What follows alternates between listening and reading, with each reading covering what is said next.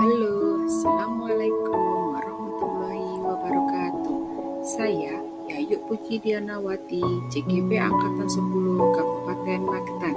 Saya akan memaparkan tugas 1.1.A.8 Koneksi antar materi, kesimpulan dan refleksi modul 1.1. Kerangka pembelajaran modul 1.1. 1. Mulai dari diri. Kita membuat refleksi diri tentang pemikiran Ki Hajar Dewantara.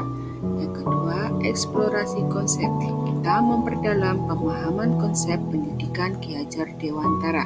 Yang ketiga, ruang kolaborasi, di mana kita berkolaborasi dengan sesama teman JGP untuk eksplorasi nilai-nilai luhur sosial budaya dan daerah. 4. Demonstrasi kontekstual, desain strategis dalam mewujudkan pemikiran Ki Hajar Dewantara.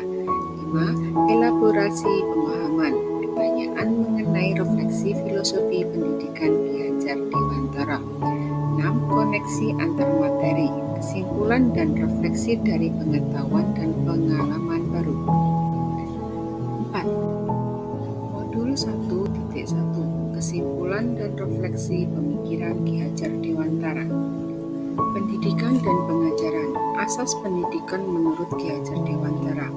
Pendidikan itu menuntun segala kodrat yang ada pada anak agar mereka dapat mencapai keselamatan dan kebahagiaan yang setinggi-tingginya, baik sebagai manusia maupun sebagai anggota masyarakat.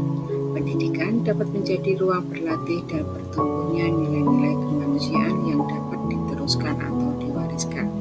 Pengajaran merupakan proses pendidikan dalam memberi ilmu untuk kecakapan hidup anak secara lahir dan batin. Intisari pemikiran Ki Hajar Dewantara. 1. Sistem amok. 2. Kodrat alam dan kodrat zaman. 3. Trikon. 4. Tri pusat pendidikan. 5. Trilogi pendidikan. 6. Bermain adalah kodrat anak. 7. Budi pekerti. Dan 8. Berhamba pada anak. Penjelasannya adalah sebagai berikut. 1. Sistem amok. Mendidik dengan pola ngomong, asah, asih, asuh, cinta kasih, dan kekeluargaan. 2. Kodrat alam dan kodrat zaman. Mendidik dengan memperhatikan minat, bakat murid, serta selaras dengan perubahan zaman. 3. Trikon. A. Kontinu, artinya melestarikan. B. Konvergen, artinya menerima atau terbuka. C. Konsentris, yang artinya memadukan. 4. Tripusat pendidikan. Keterpaduan antara 3 lingkungan. Yang pertama, alam keluarga atau lingkungan keluarga. Yang kedua, alam perguruan atau lingkungan sekolah. Yang ketiga, alam pergerakan pemuda atau lingkungan masyarakat. Intisari pemikiran KHD berikutnya. Yang kelima, trilogi kepemimpinan. Ingarso Suntulodo, Ing Madya Garso Tuturi Handayani. 6. Bermain adalah kodrat anak. Mendidik dengan metode kesenian, permainan yang menyenangkan sesuai kodrat anak. 7. Budi pekerti. Budi pekerti, watak atau karakter merupakan hasil dari bersatunya gerak pikiran, perasaan, dan kehendak atau kemauan sehingga menimbulkan tenaga. Yang kedelapan, berhamba pada anak. Menjadikan anak sebagai subjek pembelajaran, bukan objek pembelajaran. Pembelajaran sepenuhnya berfokus pada apa yang dibutuhkan siswa.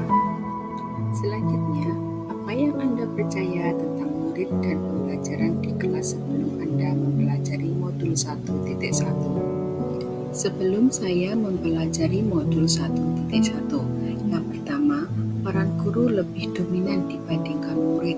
Yang kedua, ketuntasan belajar dilihat dari nilai KKM saja dan aspek kognitif. Yang ketiga, menuntut murid menguasai semua materi yang disampaikan oleh guru. Yang keempat, kurang memahami karakteristik dari murid-murid kita. Apa yang berubah dari pemikiran atau perilaku Anda setelah mempelajari modul ini? Setelah mempelajari modul ini, saya merubah pemikiran saya yang salah selama ini bahwa pembelajaran harus berpusat pada murid, menciptakan pembelajaran yang menarik dan menyenangkan, menghargai setiap perbedaan karakteristik dari murid kita. Selanjutnya, menuntun murid dalam mengembangkan potensi dan bakatnya sesuai dengan kodrat alam dan kodrat zaman. Murid sebagai subjek pembelajaran, kebebasan berekspresi, mengemukakan pendapat, dan berkreasi. Guru sebagai fasilitator pembelajaran. Apa yang dapat segera Anda terapkan lebih baik agar kelas Anda mencerminkan pemikiran KHD? Akan segera saya terapkan. Yang pertama, menerapkan sistem AMOM, pendidikan yang menuntun bukan menuntut. Yang kedua, merancang dan melaksanakan pembelajaran yang terinteraktif yang melibatkan murid. Yang ketiga, pembelajaran sesuai dengan kodrat alam dan kodrat zaman. Dan yang keempat, selain aspek kognitif, pembelajaran juga memperhatikan aspek afektif dan psikomotor murid. Terima kasih. Salam guru penggerak, tergerak, bergerak, menggerakkan.